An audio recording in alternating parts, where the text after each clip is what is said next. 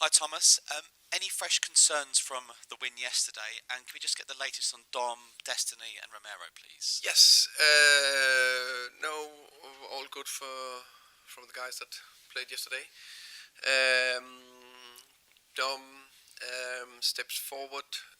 We take it step by step.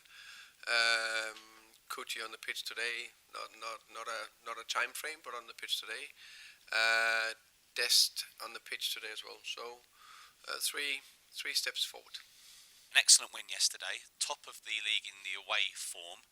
Why do you think it's so different away and then compared to home this season? Are you still trying to work out how to play at home this season? Because away it's been perfect. I think sometimes it's still a relatively small sample. Hopefully, in the end of the year, the stats are fantastic away and fantastic home. It's still it's a team that I'll say it's a new team, but still teams need to find each other.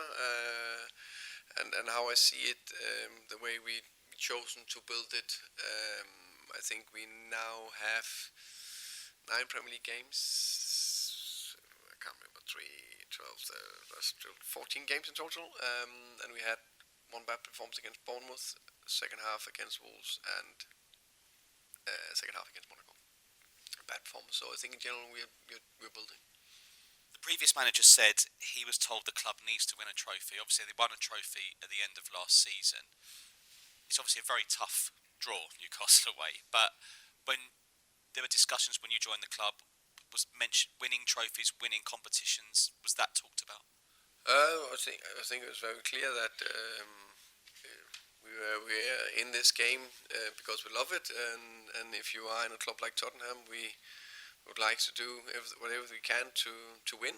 I said from the beginning I'd like to be able to compete in every tournament. We have an opportunity in a tournament where we play not tomorrow but Wednesday against a very strong team, the Holders. They've done very well. Very difficult place to play, but we'll go up there and do everything we can to compete and win and progress. Full focus on Wednesday, of course, but there's one huge game coming up in November, always the North London derby. They've done very well at set pieces as well, and then on Super Sunday they said they might have a set piece coach cam for your bench and Arsenal's bench. Just want to talk about in terms of how much time you at the club are taking on set pieces. Obviously it's working ever so well given the goals from yesterday, and maybe just the change in style of play in terms of the Premier League. So about set piece in general, or for us? Yeah, in general, but maybe for Spurs as well, absolutely, because I know Andreas is a big part of your coaching team. Oh yeah, Andreas is doing a top job. The players are doing a top job. They're on board. They are really committed to it. For me, I think every phase of the game we need to be good at if we want to build a top team. But set pieces, obviously, I think it's a third of all goals, isn't it? Something like that is from set pieces. So not to use time on it and super focus on details, do the right thing. Construct the team so you can defend them, but definitely attack them. That's I think is a major strength. So I'm very happy with how we are at the moment with that. Hi Thomas, how are you? Very good, thank you. You? In terms of set pieces, which you've just spoken about, I'm getting the impression there's been a bit of a correction in football from everybody just wanting to play out from the back and play perfect football to now maybe going back 15, 20 years where long throws, corners on the top of the goalkeeper, more direct football, let's put it like that, is being implemented. Am I right? I haven't seen every game, every league, or at least just the top 5 leagues. Only just focus on the Premier League. Then you can say that my feeling is also maybe the feeling was also a stat. We have more goals this season from set piece so far. I can't remember, maybe there is, but definitely more long throws in general from a lot of teams. So that's definitely a clear example of more focus on it. I think every manager or club want to compete, and it's about to find the small margins. And I think the success that we had at Brentford. It was maybe not as fancy because it was a smaller club, but also that Arsenal picked it up. I think Liverpool 2 years ago was extremely good as well. So the top clubs also picked it up and thinking, oh, then probably need to do this if you want to be able to compete or raise the bar to be even better. So I think that's probably the reason. Is it more economical for a team to play like that though? Because if you're playing out from the back and you're having to play through teams, isn't it just easier to start off in a position whereby you're in the opposition's half and you can throw it long or play a corner in? Yeah, I think, as I said before, you need to be good in all phases. I think, for example, we yesterday in first half, I think we were very good in building from the back. You also need to control the ball in the middle of the pitch sometimes, and it's all about what kind of strategy and style you have. But a big part of it is definitely also to be good at set pieces. For 50 years at Newcastle, for nearly 20 years here, it was always said the club's got to win a trophy, and when they win their first one, more will follow. So Newcastle won the League Cup last season, you won the Europa League. Does it naturally mean that more cups will follow? I mean, you're in this competition, if you get through quarterfinals, what have you, is it that simple that once you win one, others will follow? I think you can put it in two ways. I think it's to get to win that trophy. That's very difficult, but to sustain it is probably even more difficult. But that's the aim.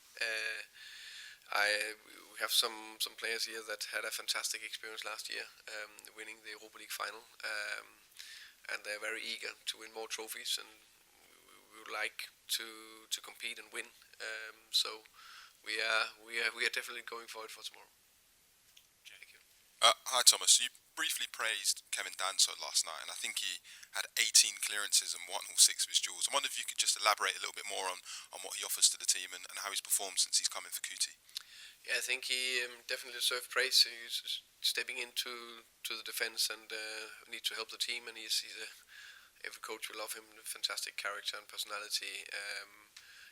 I think yesterday he was very good. I think he was good and calm on the ball. I think he had some strong battles with Beto and Barry up front, and from crosses, but especially set piece second half where they bombarded us a bit. Everton, it's like he had a magnet head, so everything went to him, and he cleared it well. So he did well. Thank you. I just want to ask you about Kudus as well. I think yesterday was the first time he'd maybe started more centrally. Would like you to explain your reasoning behind that and what you thought he offered in that sense. I think I sometimes try to change a little bit, tweak it a little bit, the game. So wanted to have Brent Johnson that is very good from the right, his ability to running behind and produce crosses as well. Having Kudus a little bit more in the middle together with Xavi could create a little bit of an overload, and I thought there was elements of something good, especially first half. So I think it's not like it's going to be a definite. He'll play there all the time, Kudus. But I think those bits in it I liked. Just want to ask you about Johan Visser, a player you worked with at Brentford. He obviously left them in the summer to join Newcastle, and it looked like quite a messy situation. I just want to ask you, have you ever experienced a player who's been very desperate to leave before and been quite vocal about it? And how do you deal with that if that happens? Yes, experienced it before, yeah. I think that's very tricky. It's very tricky. In general, I think it's important always to try to see it from both perspectives. We always, give the example analogy that you look from your side of the elephant. It's very difficult to look on the other side of the elephant because you stand on one side. As a person myself, I think I try to do things the right way. But on the flip side, you only have one life yourself. So at a certain stage, maybe you need to do something. But there's also that you signed a contract. You're very happy to sign when you signed it. And part of signing a contract is that there's a contract and a club are paying you money. The same for me. Same for me in Brentford. When I had to leave here, I had the opportunity to leave to come to Tottenham. So I think it's very complicated. I prefer it goes smoothly, but it's all about communication, and it's tricky. Hi Thomas, it's a brilliant win yesterday, and Mickey van de Ven obviously got got the headlines. You've tied down Christian Romero so far this season and Rodrigo Bentancur. Is Mickey kind of the next one? Big written red on the board, tie down Mickey van der Ven to a long-term deal. Yeah, very happy with Mickey. I think he's been brilliant for the club since he signed. And I think I said it yesterday as well. I think he's taken some steps up this season. I think he actually defended even better. I think he's still very good on the ball. I think he added the goals, the headed goals, which I'm very happy with, and is a threat on set pieces. Character, leadership, also growing. So as far as I know, we have a good contract with him, but definitely a player I see a big future here in the club. Yeah, he seems to be massively enjoying himself at Spurs, and I guess after seeing others, do you kind of think it should be fairly straightforward to extend his term to reward his kind of form over the last 12 months? Yeah, I think he's happy here. That's very important. We are happy with him. Let's see what will happen in the future. But I think the most important thing is, I agree, it looks like he really enjoys his football. He really enjoys his time here. I'm very happy with him. Everyone is happy. So that's a good start. And I imagine in an ideal world, you'd maybe want to rest him and a few others tomorrow. But it's also a competition where you've got to win 3 games and you're in the semi-finals. Is that the kind of dilemma you've got, that you understandably will need to make some changes because of the period, but you don't want to lose that cohesiveness of the team? Yeah, it is. That's the challenge and the dilemma. And of course, now it's a cup tournament. It's 1 game, so it's a little bit more at stake, you can say. But it needs to be the same mindset. So I changed 4 players from Monaco to Everton, and 3 or whatever from Villa to Monaco, something like that. I can't remember. So of course there'll be a little bit of rotation, like I basically have done from game to game, because we played every 3rd or 4th day. So you need to do it if clubs does it. If you want to compete, that's the next thing. So if you want to compete over 60 games, you can't play the same 11 for 60 games, because the risk of injuries and fatigue and lack of performance that will just naturally happen. So it's that fine balance to try to manage that. That is, but that's what we're up for. That's one of the beauties of being head coach and sleepless nights to try to figure everything out. But that's part of the good fun.